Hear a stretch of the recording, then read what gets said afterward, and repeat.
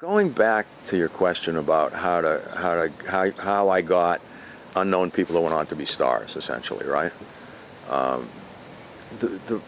It came out of it was organic in that I approached making movies very, very defensively. How am I not going to get humiliated by this movie, right? And so, and most directors. I mean, I read an interview with John Huston, and he did the same thing. He made an act. He interviewed actors and read actors until they took the part away from him, right?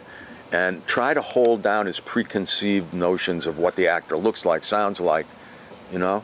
I was never looking for my vision for how the actor was going to play this or that scene, or the whole role. I waited for someone to come in and read. I always like to read actors. It's tough with big stars; they don't want to read.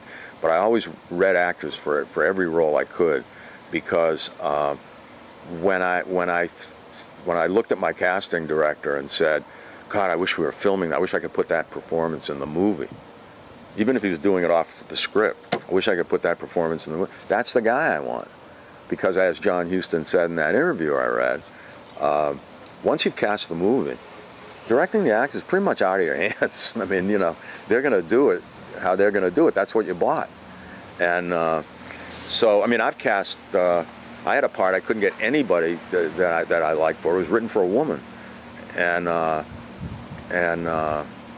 had this brilliant casting director named Bonnie Timmerman, very famous, very well known in New York. Yeah. And she brought Ben Stiller in. Ben had never done anything.